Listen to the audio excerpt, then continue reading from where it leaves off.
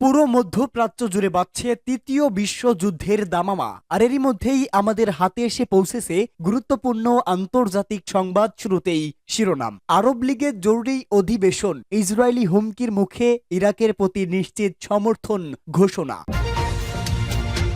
পরেই জানাবো ইরানের আহ্বান, ইসরায়েলি হামলা থেকে ফিলিস্তিনি নারীদের রক্ষা করুন। এরপরেই থাকবে এবার লেবাননের সঙ্গে যুদ্ধবিরতিতে সম্মত ইসরায়েল। পরেই জানাবো ইরানের অর্থনৈতিক প্রবৃদ্ধি জোরদার বেড়েছে মধ্য এশিয়ার সঙ্গে বাণিজ্য। এবং সর্বশেষ জানাবো আইই-এর প্রস্তাবের জবাব, উন্নত সেন্ট্রিফিউজ সক্রিয় করছে ইরান, মন্তব্য বাকের কলিবফের। এতক্ষণ শুনছিলেন সংবাদ শিরোনাম, এবারে বিস্তারিত। তবে তার আগে প্রতিদিনের আপডেট আন্তর্জাতিক সংবাদ সবার আগে পেতে ভিডিওটিতে একটি লাইক দিয়ে চ্যানেলটি সাবস্ক্রাইব করার অনুরোধ রইল।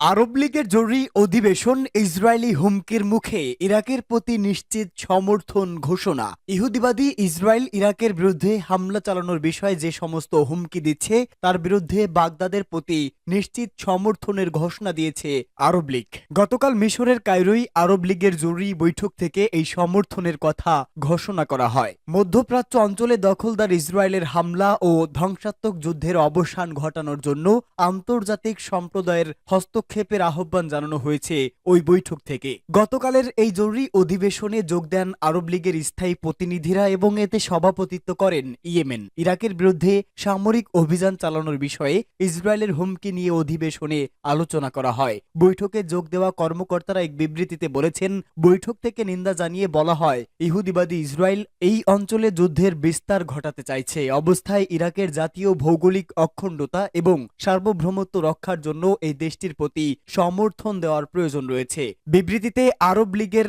মহাসচিবের প্রতি আহ্বান জানিয়ে বলা হয়েছে, ইসরায়েলি হুমকির বিষয়টি যেন তিনি আরব লীগের পক্ষ থেকে জাতিসংঘ নিরাপত্তা পরিষদকে অবহিত করেন। জরুরি অধিবেশন সম্পর্কে কায়রোয় নিযুক্ত ইরাকের চার্জ দ্য অ্যাফেয়ার্স মোহাম্মদ মোহসেন আলওয়ান বলেন, ইসরায়েলি মিথ্যা অজুহাতে মধ্যপ্রাচ্যে তাদের হামলার থাবা বিস্তারের চেষ্টা করছে। এক্ষেত্রে ইহুদিবাদী ইসরায়েল আন্তর্জাতিক আইন, জাতিসংঘের সনদ কিংবা নীতি প্রথা সবই লঙ্ঘন করছে। ইরানের আহ্বান, ইসরায়েলি হামলা থেকে ফিলিস্তিনি নারীদের রক্ষা করুন। ইহুদিবাদী ইসরায়েলের বর্বর হামলা ও ধ্বংসযজ্ঞ থেকে ফিলিস্তিনি নারীদের সুরক্ষা দেওয়ার জন্য আন্তর্জাতিক সম্প্রদায়ের প্রতি আহ্বান জানিয়েছে ইসলামী প্রজাতন্ত্র ইরান। নারীর বিরুদ্ধে সহিংসতার অবসান বিষয়ক আন্তর্জাতিক দিবস উপলক্ষে ইরানের পররাষ্ট্র মন্ত্রণালয়ের মুখপাত্র ইসমাইল বাকাই গতকাল সামাজিক মাধ্যম এক্স পেজে দেওয়া এক পোস্টে এসব আহ্বান জানান। গত এক বছরের বেশি সময় ধরে ইহুদিবাদী ইসরায়েল ফিলিস্তিনের অবরুদ্ধ গাজা উপত্যকায় হামলা চালিয়ে আসছে, যার বেশিরভাগ শিকার সেখানকার নারী ও শিশু। ইসমাইল বাকাই বলেন, দশকের পর দশক ধরে ফিলিস্তিনি নারী ও মেয়েরা নজিরবিহীন এবং ভয়াবহ সহিংসতার শিকার হচ্ছে। আন্তর্জাতিক এই দিবসে আমাদের সেই কথা স্মরণ করিয়ে দিচ্ছে, দখলদার ইসরায়েলের হামলা ও ভয়াবহতার শিকার হয়ে ফিলিস্তিনের হাজার হাজার নারী ও মেয়ে এ পর্যন্ত শাহাদাত ও পঙ্গুত্ব বরণ করেছেন। গত বছরের 7 অক্টোবর থেকে এ পর্যন্ত ফিলিস্তিনি নারী ও মেয়েরা শাহাদাত বরণের পাশাপাশি মারাত্মকভাবে অনাহার ও বাস্তুচ্যুতির শিকার হচ্ছে। জোর করে তাদেরকে প্রায় প্রতিনিয়ত এক জায়গা থেকে আরেক জায়গায় উদ্বাস্তুতে পরিণত করা হচ্ছে।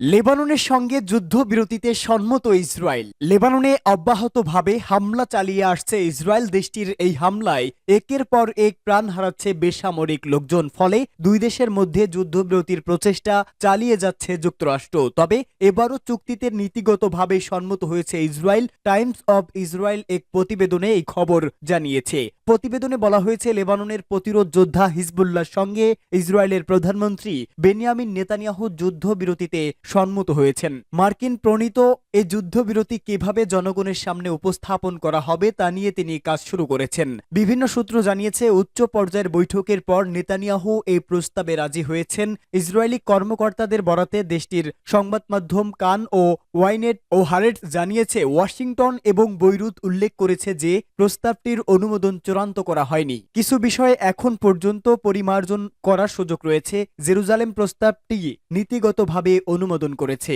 মূলত নীতিগুলোকে অনুমোদন করেছে সংবাদ মাধ্যম ওয়াইনেট জানিয়েছে। বিষয়টি লেবাননকে জানানো হয়েছে। এর আগে গত সপ্তাহে হিজবুল্লাহ প্রধান নাইম কাশেম বলেন তারা যুদ্ধবিরতির প্রস্তাব পর্যালোচনা করছে এবং এর প্রতিক্রিয়া জানিয়েছে। বল এখন ইসরায়েলের কোর্টে রয়েছে। বিবিসির এক বিশ্লেষণে বলা হয়েছে সর্বাত্মক যুদ্ধের দ্বারপ্রান্তে মধ্যপ্রাচ্য। ইরানের অর্থনৈতিক প্রবৃদ্ধি জোরদার করছে মধ্য এশিয়ার সঙ্গে বাণিজ্য। চলতি ফার্সি বছর 1403 সালের মাঝামাঝি সময়ে বেড়েছে ইরানের অর্থনৈতিক প্রবৃদ্ধি। ইরানে খনিজ বিষয়ে 2 প্রদর্শনীতে 151টি বিদেশি কোম্পানির অংশগ্রহণ এবং ইরান ও তাজিকিস্তানের মধ্যে বাণিজ্য বেড়েছে 10 গুণ। এসব হল সাম্প্রতিক সময়ে ইরানের অর্থনৈতিক বিষয়ের কয়েকটি নির্বাচিত খবর। ইরানের অর্থ মন্ত্রণালয় জানিয়েছে চলতি ফার্সি অর্থ বছরে প্রথম 6 মাসে অর্থনৈতিক প্রবৃদ্ধি হয়েছে ইতিবাচক। আন্তর্জাতিক অর্থনৈতিক সংস্থাগুলোর ভবিষ্যদ্বাণী অনুযায়ী চলতি বছরে ইরানের অর্থনৈতিক প্রবৃদ্ধি হবে 3.5% থেকে 4%। ইরানের তেহরানে শুরু হচ্ছে খনি ও খনিজ শিল্প বিষয়ক 18তম প্রদর্শনী। এই প্রদর্শনীতে সড়ক নির্মাণ বিষয়ক ইরানি যন্ত্রপাতিও প্রদর্শন করা হবে। এর পাশাপাশি 151টি বিদেশি কোম্পানির অংশগ্রহণে অনুষ্ঠানের কথা রয়েছে 21তম মেটাফো ও মেটালজি বিষয়ক আন্তর্জাতিক প্রদর্শনী। 23 নভেম্বর থেকে 3 দিন পর্যন্ত ইরানের স্থায়ী আন্তর্জাতিক সম্মেলন কেন্দ্রে চলছে এই প্রদর্শনী। এই প্রদর্শনীতে রয়েছে ইস্পাত ও খনিজ শিল্প, লোহা ও গাড়ি শিল্প সংক্রান্ত যন্ত্রপাতি, বডি নির্মাণ ও ঢালাই বিষয়ক যন্ত্রপাতি। ইরান ও কাজাখস্তানের মধ্যে ট্রানজিট বা পরিবহন খাতে বাণিজ্য সহযোগিতা ক্রমেই বাড়ানোর চিন্তা ভাবনা চলছে। এক্ষেত্রে নানা বন্দর ব্যবহার ও কাজাখস্তানের সঙ্গে রেল যোগাযোগের জন্য রেল লাইন নির্মাণের উপরও জোর দেওয়া হয়েছে। কাজাখস্তানের সংসদ শীঘ্রই ইউরো রাশিয়া মুক্ত বাণিজ্য চুক্তি অনুমোদন করতে যাচ্ছে। আর এর ফলে ইরান ও কাজাখস্তানের মধ্যে বাণিজ্য, বিশেষ করে ব্যক্তি মালিকানা খাতের ও কৃষি পণ্য খাতে দ্বিপাক্ষিক বাণিজ্য জোরদার হবে বলে সংশ্লিষ্ট মহল আশা করছে। তেহরানে নিযুক্ত কাজাখস্তানের রাষ্ট্রদূত নিজামুদ্দিন জাহেদি বলেন 1399 সাল থেকে চলতি সাল পর্যন্ত ইরান ও তাজিকিস্তানের মধ্যে বাণিজ্য বেড়েছে 10 গুণ। এই দুই দেশের মধ্যে বাণিজ্য $100 কোটি পর্যন্ত বাড়ানো সম্ভব বলে মনে করা হচ্ছে। এই দুই দেশের ভাষা ও সাংস্কৃতিক অভিন্নতার অনেক দিক থাকায় দ্বিপাক্ষিক সহযোগিতা বাড়ানো সম্ভব বলে তেহরান চেম্বার অব কমার্সের প্রধান সামাদ হাসান জাদে অভিমত ব্যক্ত করেছেন।